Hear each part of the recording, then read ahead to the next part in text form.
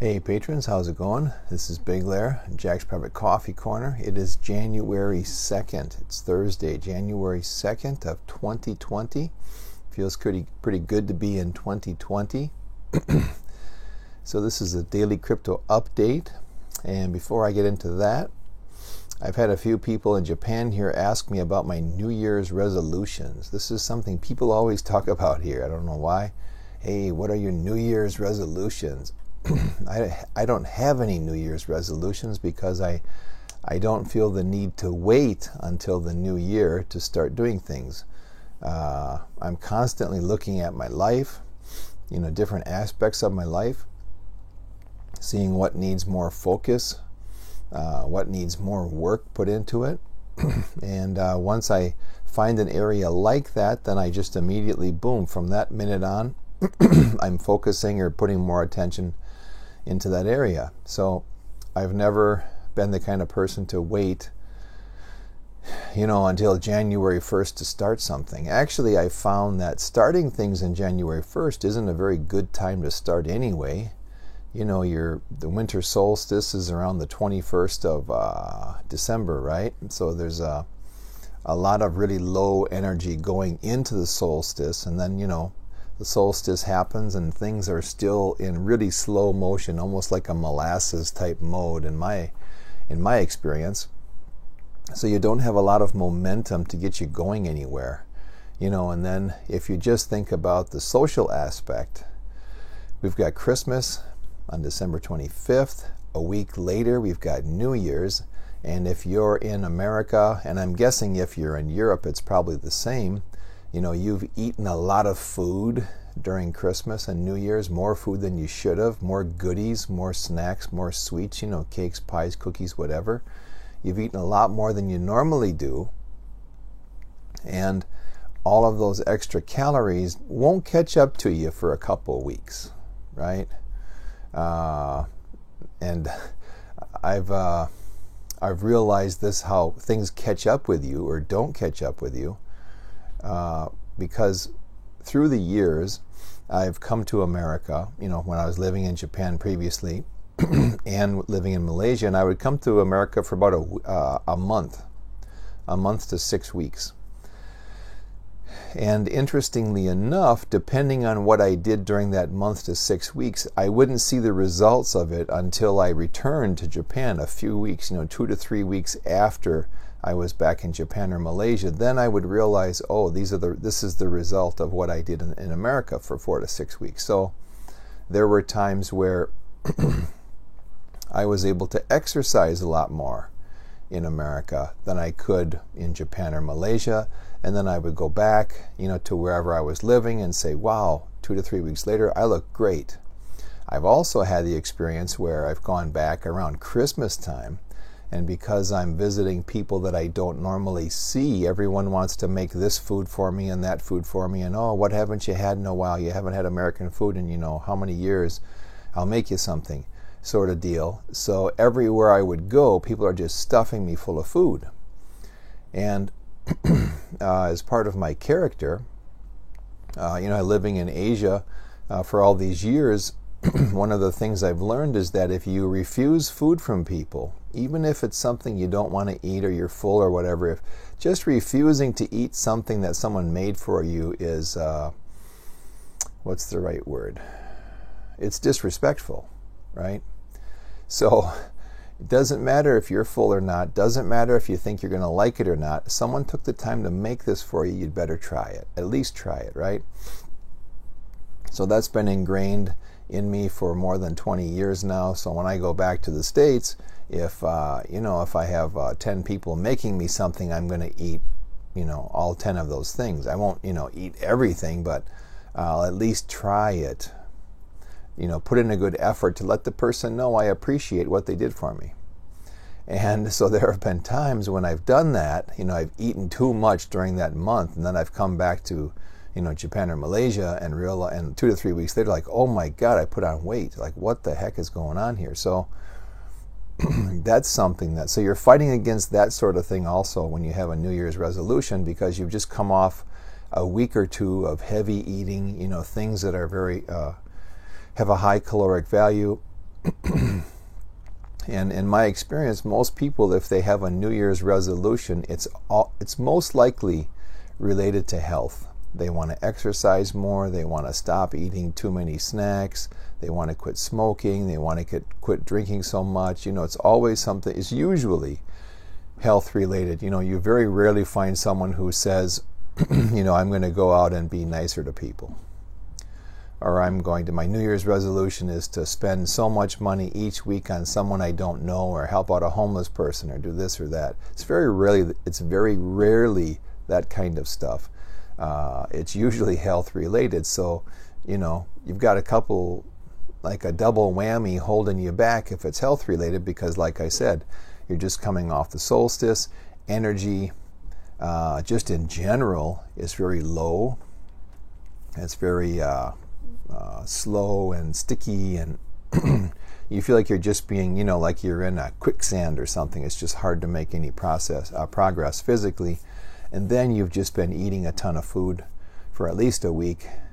And so, it's hard. It's hard if you say, I'm going to go on a diet. I'm going to go on a diet January 1st. Okay, you just so then you have this mindset, well, I'm going on a diet January 1st, so I better eat all this stuff now because I won't be able to have it for a while. That's actually the wrong way to go about it. But anyway, I hear that a lot from people. So anyway, I just thought I would mention that, New Year's resolution. A lot of people talk about that kind of thing. I don't participate in that. Like I said, I usually set goals for myself when I notice things aren't going the way they should be, and then I immediately change. So, okay. Let's get into the daily crypto update. Let's look at our first graphic here. What do we have? Okay, January 2nd.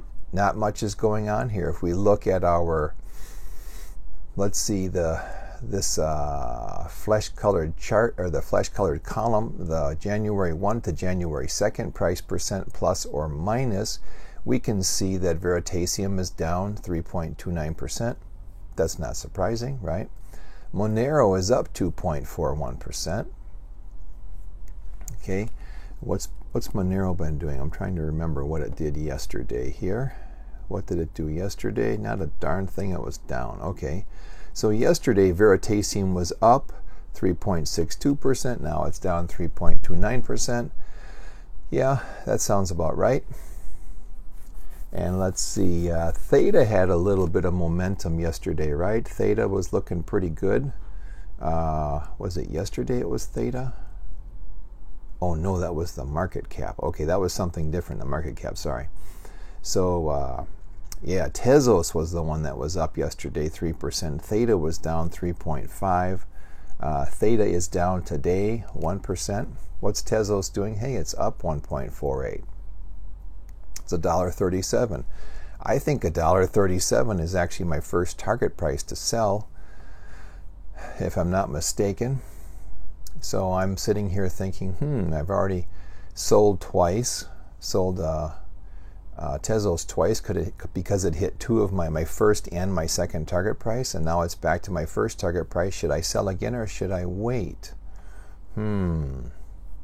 We've had a lot of, if you look at, all of the coins, man, everything is so down. Tezos is the only shining star in this whole group of cryptos here. And I'm thinking, will this go on forever? Will Tezos always be this shining star? It may not be. But I'll get back to Tezos when we get over to the market cap page there. Okay, so should a person sell some Tezos? Maybe. I'm thinking about it. I haven't been in this situation before where I sold some Tezos, it went up, hit my second target price, I sold again, the price came back down, yay, it came down, I'm hoping to buy it back. I almost did buy back when it was 132. But I said to myself, I'll just see what happens. Now my plan said to buy back. I didn't work my plan, okay? And that's only because I was thinking, well, if it goes back up, I'm fine with it. If it goes down a little further, okay, I'll sell it. But if I had stuck to my plan, I would have bought back some of my Tezos already. And I can't remember how many I would have gained. I would have gained close to 100 Tezos if I had bought back at 132. So that's not too bad, you know, just for how many, what has it been, a couple weeks now since I sold my second batch, or a week and a half maybe. So anyway, we'll see. Now, the only reason I didn't buy back actually is because I was traveling around a lot when I hit 132. Last week has been really busy for me, moving around, doing a lot of stuff, and I've simply been a little lazy. I don't like to come home when I'm tired at night and buy or sell cryptos. I really want to be, you know, fully awake and sharp when I'm dealing with sending cryptos from one place to another or buying and selling. You know, I have some friends who doing something similar to me, you know, with cryptos. And the one friend told me what did he sell? He wanted to sell something, I forget what it was, and he was tired. And he was on one of those exchanges where you sell it in Satoshis, you know, it's calculated in Satoshis. It's not calculated in dollar terms. And he added like, oh boy, you know, he messed up one or two zeros one way or the other. And so he ended up selling whatever he wanted for 1/10 of the price that he could have gotten. Of course, as soon as he put the bid in, bam, it went. Someone grabbed it and he was like, oh, cool. And then he realized, oh no, you know, it was something like he should have sold it for $800 and he got $80. So,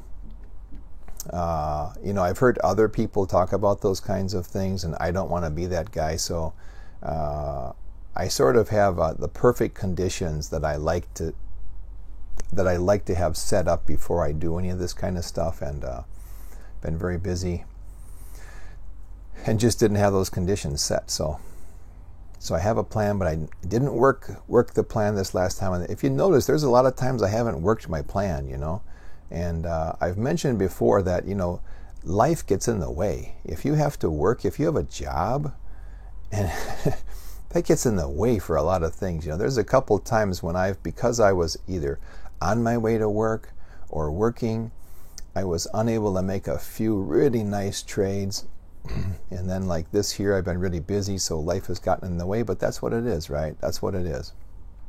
You can't beat yourself up for it. As long as you're moving forward and slowly increasing your position in a positive aspect, then you're doing okay.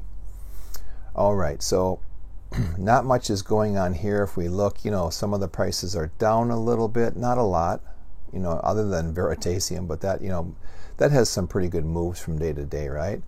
As far as things being up, you know, NEO's up a little bit, Cardano's up a little bit, you know, EOS is just holding steady, XRP up a tiny bit, OMG up a bit, you know, Doge and NeoGas are just up tiny, you know, just a tiny amount, really nothing exciting. So I'm just, you know, keeping my eyes on all of this stuff. I'm hoping we have, you know, some kind of run-up in prices soon. I'd like to see a few more of these cryptos hit some target prices. If they do, great. If they don't, I'll just keep waiting.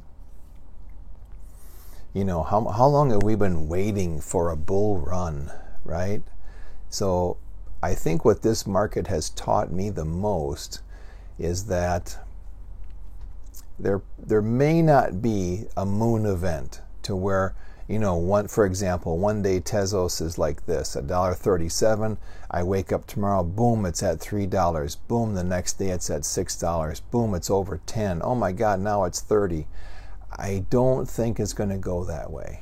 I don't think it's going to go that way. There's a lot of hype, a lot of people pumping that kind of, you know, euphoria, that hopium. They're just pumping out the hopium to people. I think this is just going to be a slow and steady rise. Of course, we may have some event. You know, we could have a big, I don't know, like what's one of the big banks in America? I can't even think right now. You know, JP Morgan, Chase Manhattan or something. You know, maybe if like a big bank collapses and we don't have a guy like Warren Buffett to jump in and save the bank, which is what happened in the past, right? America had kind of a banking crisis that people really didn't know about, and the government called Warren Buffett and said, hey, can we get a loan from you? We need so many billions of dollars, and he did it.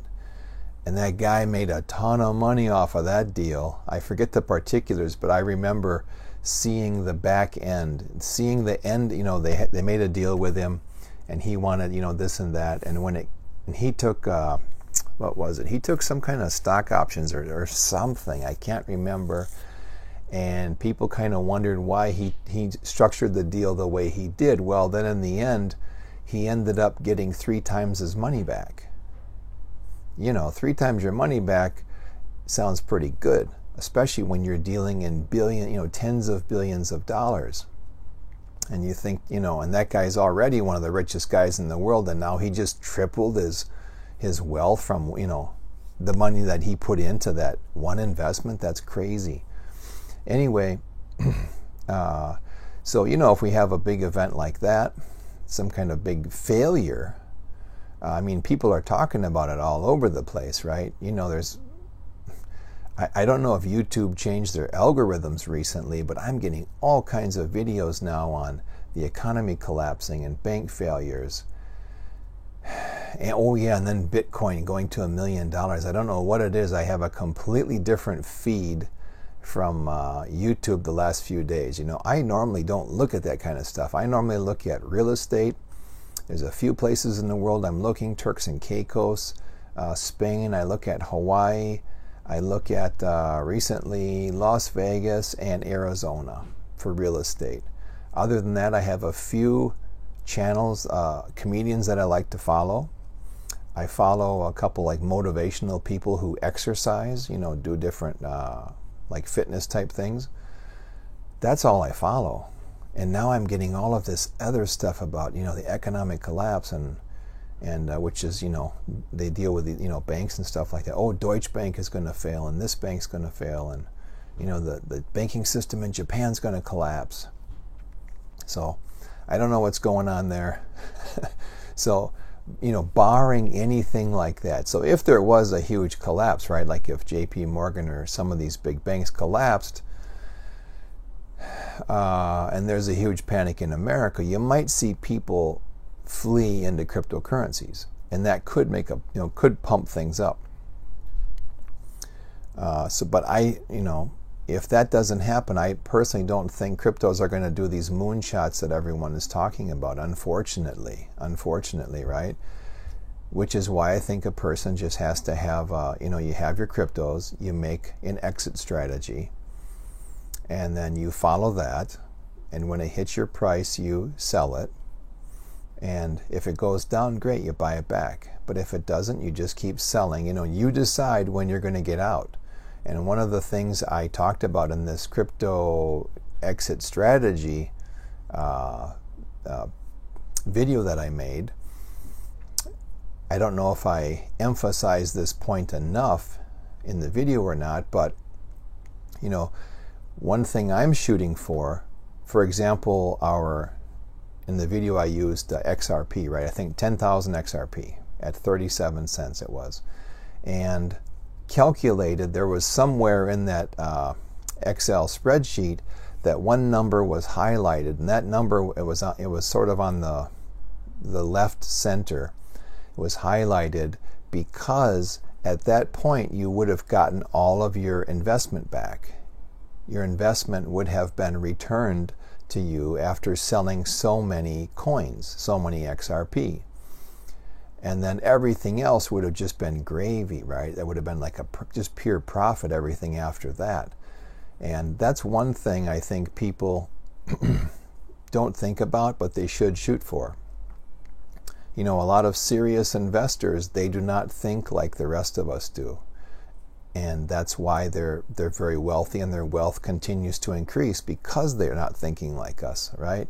Unfortunately, for the average person, you went through the school system, no one talked about banking, how to manage your money, no one told you about credit cards and interest and how that can get you, how loans are structured, how to pay down a loan quickly, what kind of loans you don't want, basic money management, like money theory, classes, we didn't receive any of that. Because we didn't receive that, then obviously, we don't know anything about investing or finance. And those are really important topics, because if you don't understand money and how it works, the people who do understand money and how it works will get your money, right? And that normally, for most people, that would be a bank, right? Your bank's going to get you with loans. I see that in Japan here all the time. Oh man, in Japan, this is the worst country to get a loan from a bank. Everyone has this idea, oh, Japan's a peaceful country, it's very zen.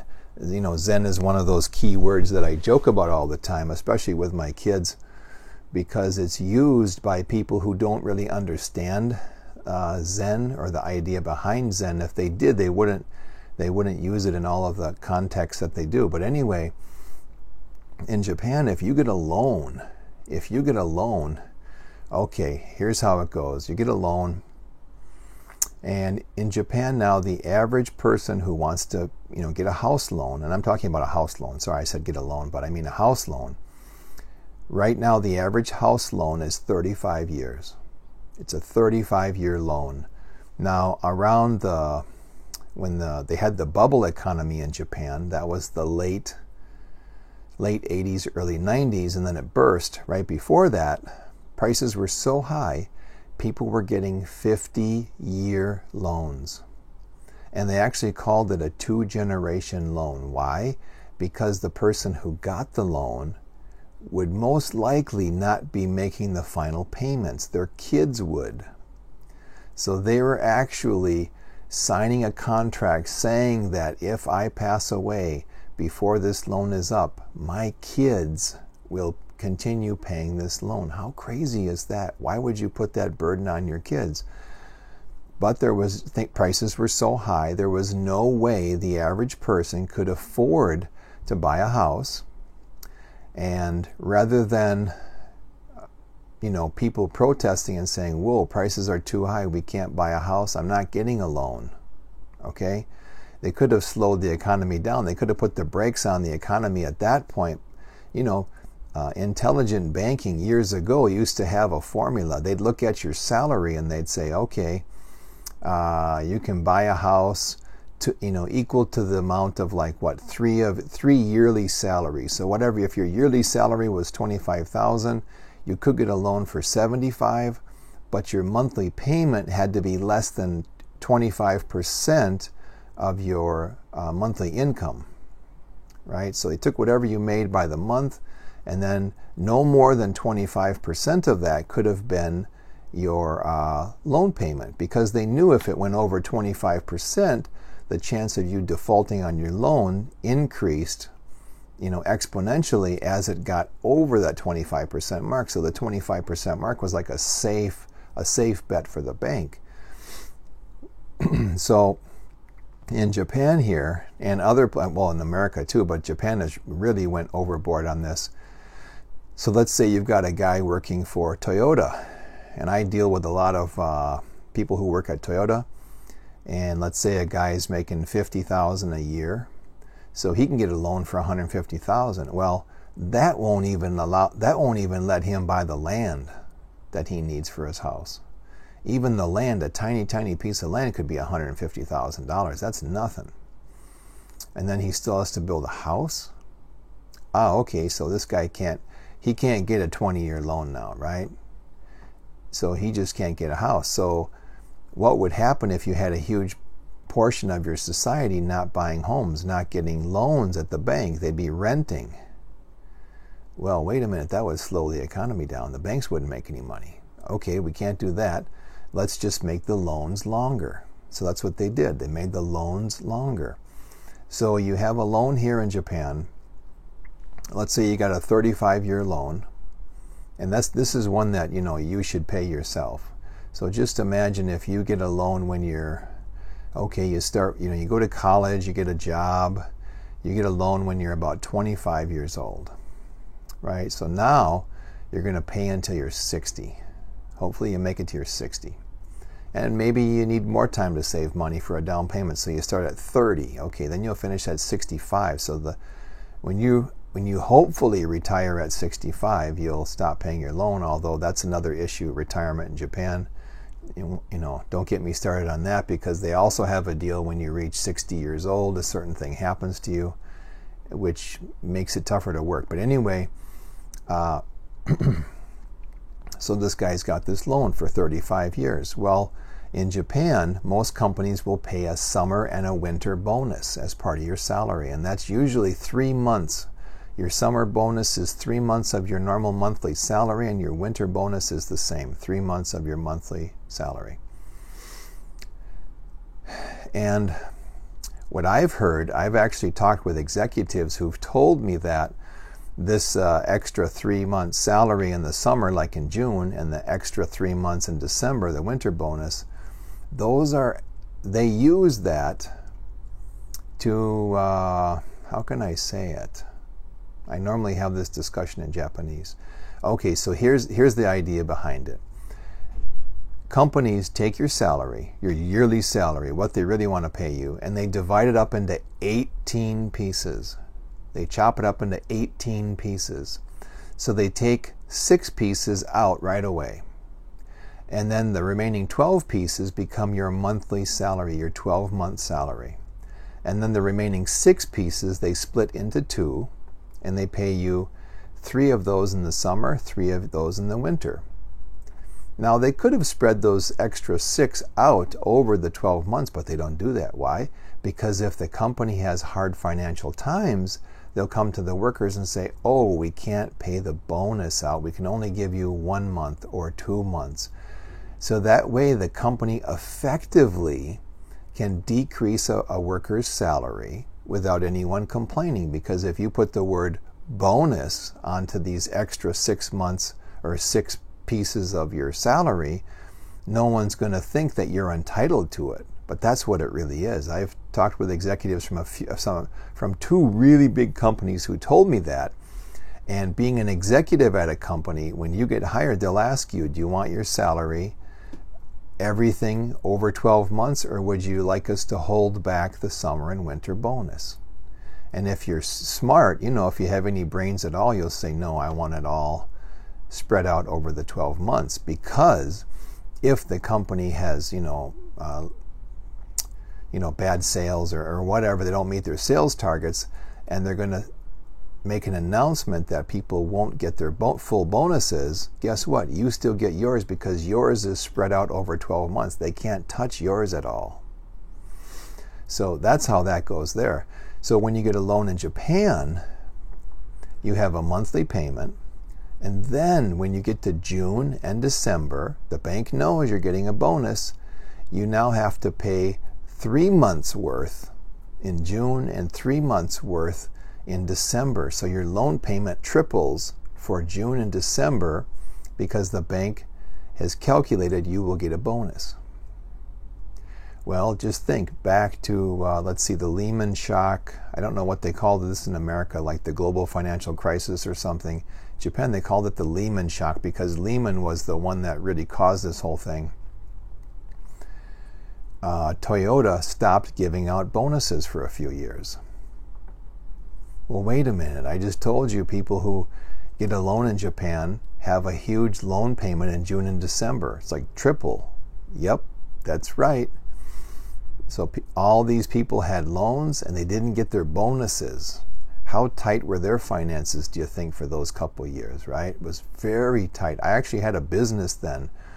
And I foresaw what was going to happen, and I sold my businesses because I knew that my business was would be highly affected by the downturn in the economy and people not having these bonuses. And I could see what was going to happen. I sold at the perfect time. I sold really at the perfect time. So there's a lot of stuff to think about, right? So anyway, that's banking in Japan. Not very positive, right? Not very good. And the other thing about a loan in Japan, one thing we can do in America, if you get a loan and you have your monthly payment is split up between the principal and the interest, right? The interest goes to the bank, and the principal is actually the part of the money you wanted to get. You're paying down the principal while you're paying interest to the bank for loaning you that money. So if let's say your payment is $200 every month, right? And let's just say for the ease of calculation, $100 goes to the bank for interest, $100 goes to your principal. Well, let's say you paid $300 this month. What does the bank do? Well, out of that $300, they take the $200 because that's your monthly payment. They put $100 to the principal, $100 goes to the bank, and then with that extra $100, they apply that to next month's principal.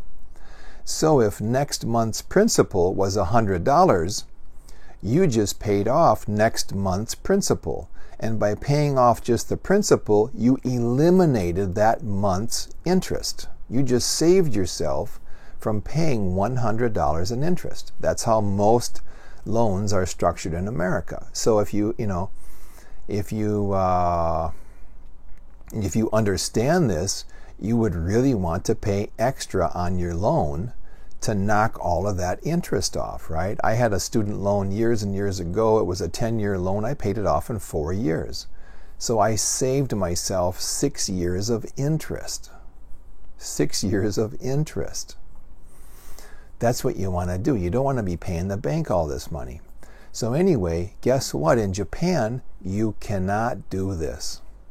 You cannot do this. If you want to pay extra on your loan, guess what? That just gets applied to the whole payment. Yeah, in Japan, in fact, in Japan, some of these loans, I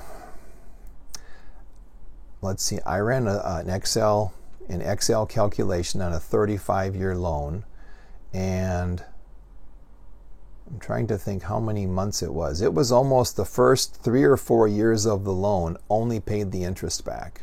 And this was, I calculated it using the Japanese method. Just imagine on a 35-year loan, I believe it was 3 or 4 years, the first 3 or 4 years of payments only paid interest back to the bank. They didn't touch the principal at all. That is crazy, isn't it? Okay, enough of that. So that's all that. Sorry, that got pushed onto the first part of our daily crypto update there, but I just thought that was something you might be interested in knowing. Okay, let's jump over to the market cap. Okay, looking at the market cap here, what do we see? Well, if we look at the daily percent change in market cap, that peach color there, let's see, Tezos is up 2%. Huh, Tezos is up 2%. Well, we just saw the price of Tezos, right? Tezos is up 1.48%. You know, it's at $1.37 today, and wow, the market cap is up 2%.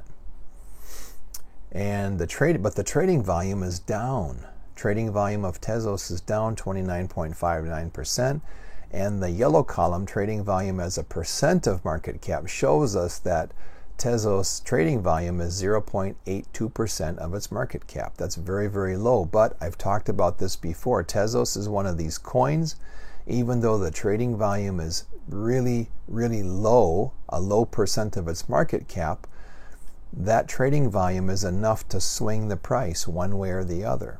So it's up 2%. Very interesting, isn't it? What else have we got here? Well, if we look at Veritasium, it's down 3.69%. That correlates pretty closely with the price being down 3%, right? 3 point something, what was it? 3.29%, yeah. So the price was down, or is down 3.29%, and the market cap is down 3.69%. That's not a surprise at all. That's a pretty good correlation there. And if we can continue looking at Veritasium, look at that daily trading volume, $981. Wow, that's a 67.27% decrease from yesterday. And if we look at the yellow column, that $981 is considered 0% of its market cap.